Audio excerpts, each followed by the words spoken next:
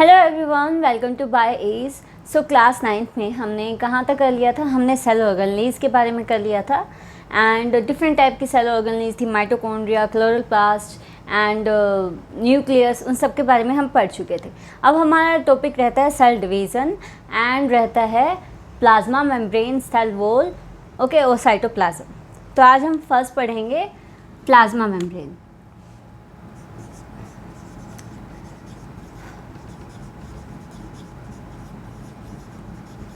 जो plasma membrane है वो आउटरमोस्ट कवरिंग किसकी होती है? एनिमल सेल की। प्लांट सेल में भी आउटरमोस्ट कवरिंग होती है, बट प्लाज्मा मेम्ब्रेन के बाहर सेल वॉल प्रेजेंट हो जाती है। इस वजह से प्लांट सेल के अंदर जो आउटरमोस्ट कवरिंग होती है वो होती है सेल वॉल। तो एनिमल सेल के अंदर जो आउटरमोस्ट कवरिंग है दैट इज प्लाज्मा मेम्ब्रेन। अब जो ये प्लाज्मा मेम्ब्रेन है वो कैसी होती है? थिन होती है, सॉफ्ट होती है, फ्लेक्सिबल होती है एंड होती है semi permeable.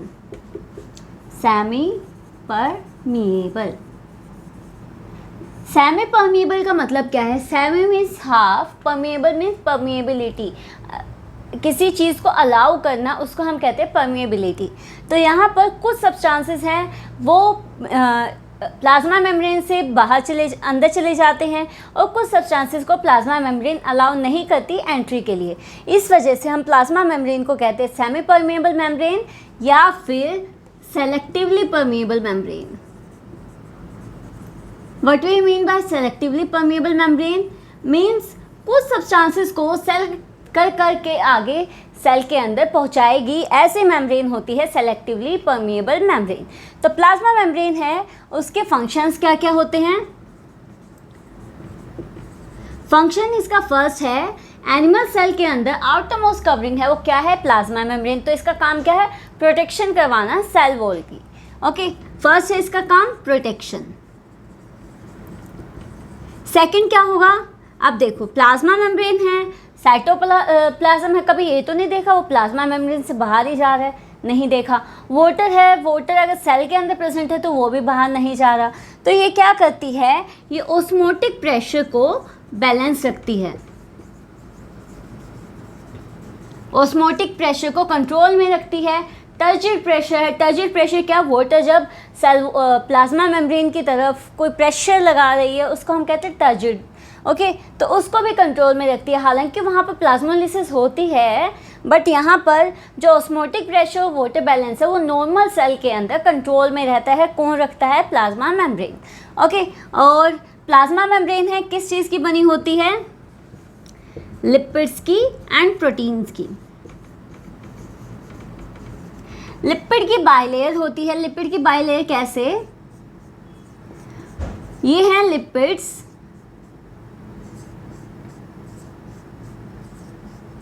these are the lipids, lipid bilayer,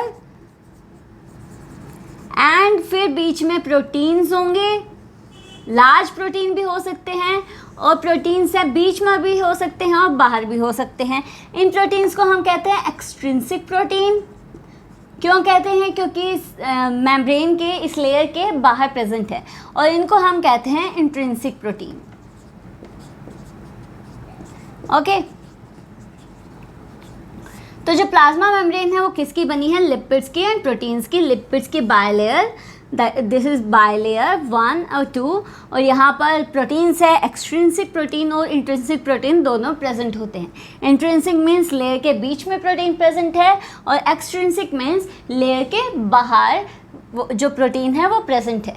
अब प्लाज्मा मेम्ब्रेन के थ्रू कई टाइप का ट्रांसपोर्ट होता है, और उसके अंदर फर्स्ट ट्रांसपोर्ट आता है डिफ्यूजन।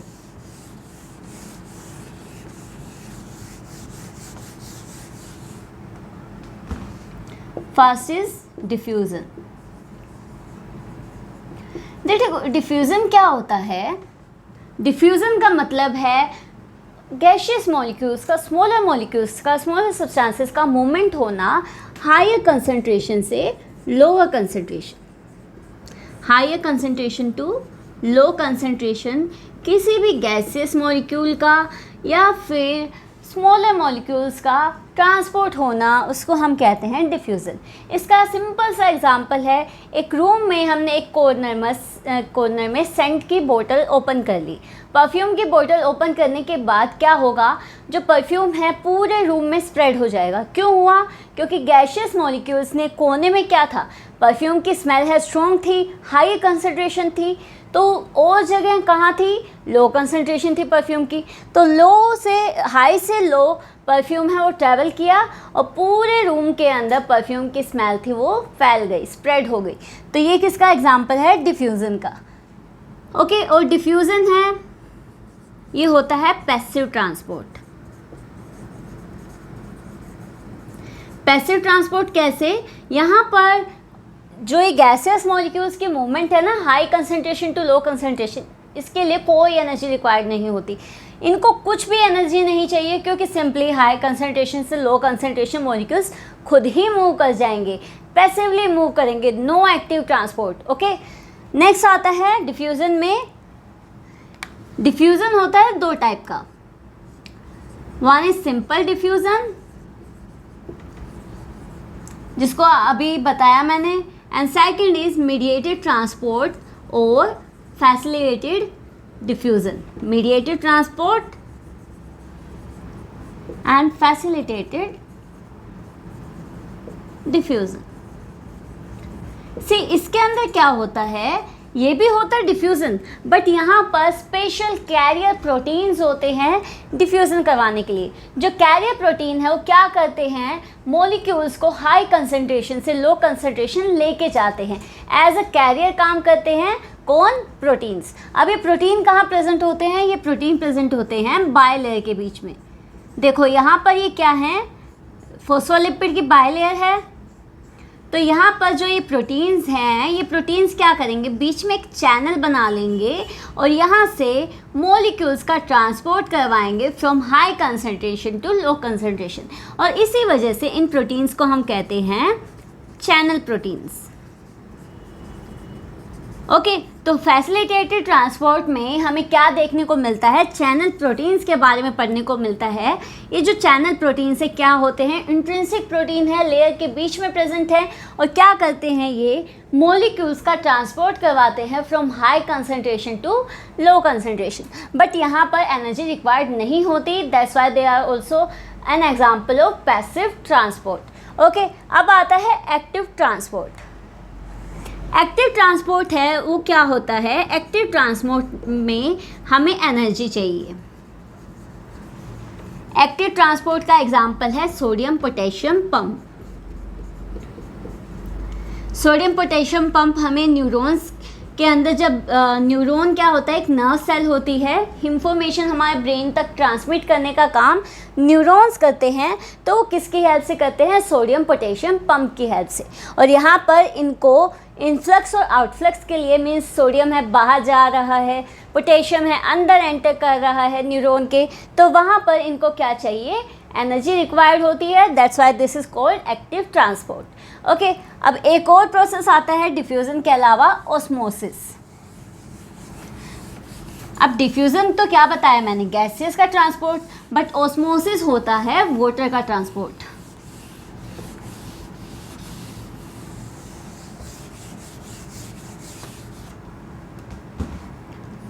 ऑस्मोसिस,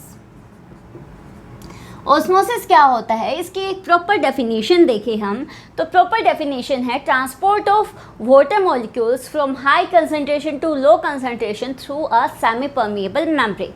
एक सेमी परमिएबल मेम्ब्रेन के थ्रू वाटर मॉलिक्यूल्स का ट्रांसपोर्ट होना, कहाँ से कहाँ, high concentration to low concentration of water. Water की जहाँ हाई कंसंट्रेशन है, वहाँ से लो कंसंट्रेशन ऑफ वाटर तक वाटर जाता है through a semi permeable membrane, that is called osmosis. इसका अगर हम एक्सपेरिमेंट देखें तो हमने ले लिया एक बीकर, बीच में लगा दिया एक semi permeable membrane. You can take animal membrane, वो भी एक सेमी परमिएबल मेम्ब्रेन होती है। तो यहाँ पर हमने एक सॉल्यूशन लिया, ए सॉल्यूशन। यहाँ पर शुगर है वो तो है 20% एंड बाकी 80% क्या है, वाटर। हमने बी सॉल्यूशन लिया, बी सॉल्यूशन में शुगर है 40% एंड यहाँ पर वाटर है 60%। तो यहाँ पर क्या होगा, जो वाटर है वो मूव करेगा from solution A to solution B. ऐसा क्यों? क्योंकि यहाँ पर वाटर की कंसंट्रेशन है वो ज़्यादा है और यहाँ पर वाटर की कंसंट्रेशन कम है। तो हमें कुछ टाइम बाद क्या देखने को मिलेगा, जो बी सॉल्यूशन का लेवल है, वाटर का लेवल, सॉल्यूशन का लेवल, वो इंक्रीज़ हो गया है। क्यों हुआ? क्योंकि यहाँ से वाटर सॉल्यूशन ए से सॉल्यूशन बी के अंदर ट्रांसपोर्ट हो गया through a semi permeable membrane. So इसको हम कहते हैं ऑस्मोसिस। अब ऑस्मोसिस के अंदर 3 टाइप के सॉल्यूशन होते हैं, hypotonic solution, isotonic solution and hypertonic solution. इसके अंदर क्या होता है, देखो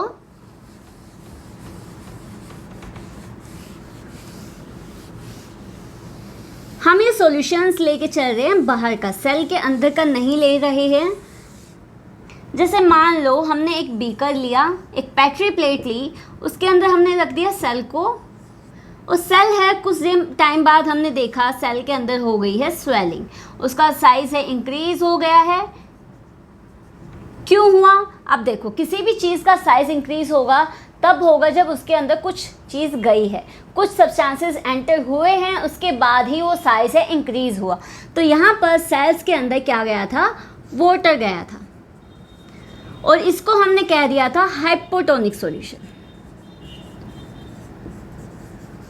हाइपोटोनिक सॉल्यूशन क्या होता है, जब किसी भी सेल को एक सॉल्यूशन के अंदर डालते हैं, वो सेल है due to the influx of water, water उसके अंदर एंटर कर रहा है, उसकी वजह से स्वेल कर जाती है, then the solution in which cell is present that is called hypotonic solution. उस सॉल्यूशन को हम कहेंगे हाइपोटोनिक सॉल्यूशन। ऐसा क्यों हुआ? क्योंकि यहाँ पर जो सॉल्यूशन था उसकी वाटर की कंसंट्रेशन थी वो ज़्यादा थी, बट सेल के अंदर की कंसंट्रेशन थी वो कम थी। सेल के अंदर की वाटर कंसंट्रेशन कम थी, इस वजह से यहाँ पर सेल है वो स्वेल हुई। क्यों हुई? क्योंकि बाहर ज़्यादा थी वाटर की कंसंट्रेशन, वो सेल के अंदर मूव कर गया, तो इसलिए यहाँ पर सेल के अंदर स्वेलिंग आई। आइसोटोनिक में क्या होता है, अगर सेल को हम रखते हैं पेट्री डिश में और एक सॉल्यूशन में, आइसोटोनिक सॉल्यूशन में, तो वहाँ पर क्या होगा, सेल है वैसे की वैसी रहेगी, उस सॉल्यूशन को हम कहेंगे आइसोटोनिक सॉल्यूशन। क्योंकि यहाँ पर क्या होता है, वाटर की concentration inside the cell and inside the solution वो सेम होती है, इस वजह से सेल के अंदर कोई डिफरेंस नहीं आता। उसके बाद आता है हाइपरटोनिक सॉल्यूशन। हाइपरटोनिक सॉल्यूशन में जब सेल को रखा गया तो सेल है श्रिंक कर गई, सेल ने श्रिंकेज शो की। ऐसा क्यों शो की? क्योंकि जो वाटर की कंसंट्रेशन थी सॉल्यूशन में, हाइपरटोनिक सॉल्यूशन में, वो कम थी। तो कम थी तो क्या होगा, सेल के अंदर जो वाटर है वो भी बाहर की तरफ मूव कर गया और सेल है श्रिंक हो गई। इसका प्रॉपर एग्जांपल है, अगर हम सॉल्ट वाटर में एक ग्रेप को रख दे तो वहाँ पर ग्रेप है श्रिंक कर जाएगा, तो वो एग्जांपल किसका है, हाइपरटोनिक सॉल्यूशन। जो सॉल्ट वाटर है ना वो हाइपरटोनिक सॉल्यूशन है। और अगर हम नॉर्मल वाटर के अंदर किशमिश को रखते हैं तो किशमिश स्वेल कर जाती है, then that water is hypertonic solution. Okay, so ये 3 टाइप के सॉल्यूशन थे। इसके अलावा एक और प्रोसेस आता है प्लाज्मोलिसिस।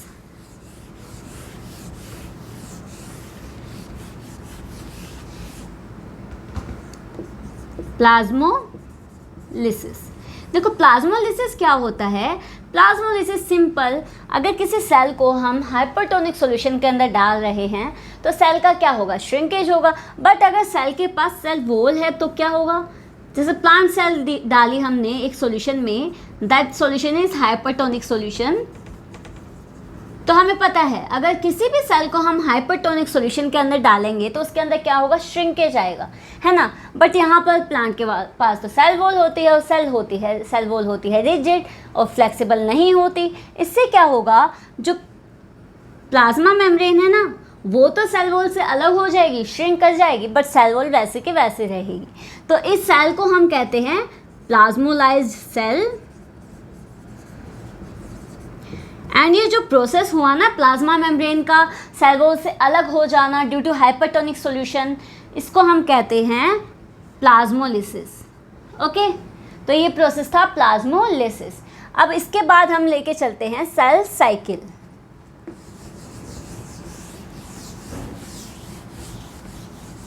उससे पहले सेल वॉल के बारे में थोड़ा पढ़ लेते हैं हम।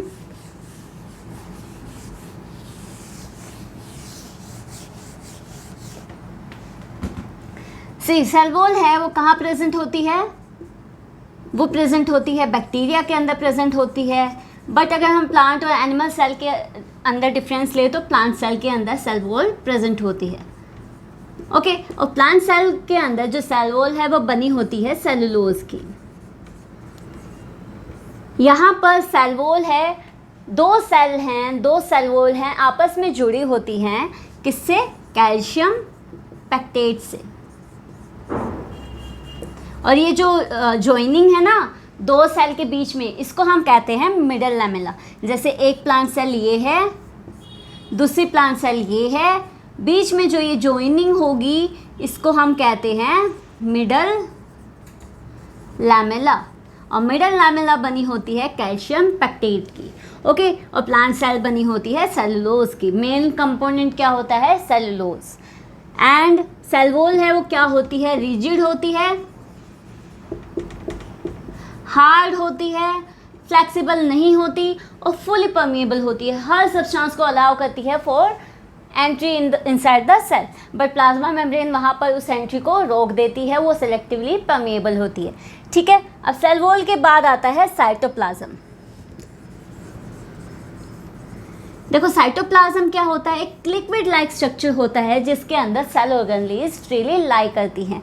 हमने सेल वॉल सेल बनाई थी, उसके अंदर साइटोप्लाज्म बनाया था और वहाँ पर हमने बनाई थी सेल ऑर्गेनेल्स की। यहाँ पर न्यूक्लियस है, न्यूक्लियस के साथ एंडोप्लाज्मिक रेटिकुलम है, गोल्जी बॉडीज ऐसे ही लाई कर रही हैं। तो साइटोप्लाज्म क्या है? सेल का प्लाज्मा जिसके अंदर सेल ऑर्गेनेल्स फ्रीली लाई करती हैं और इसके अंदर मोस्ट मेटाबॉलिक एक्टिविटीज़ परफॉर्म की जाती हैं। ओके, इसके बाद आता है सेल डिवीज़न।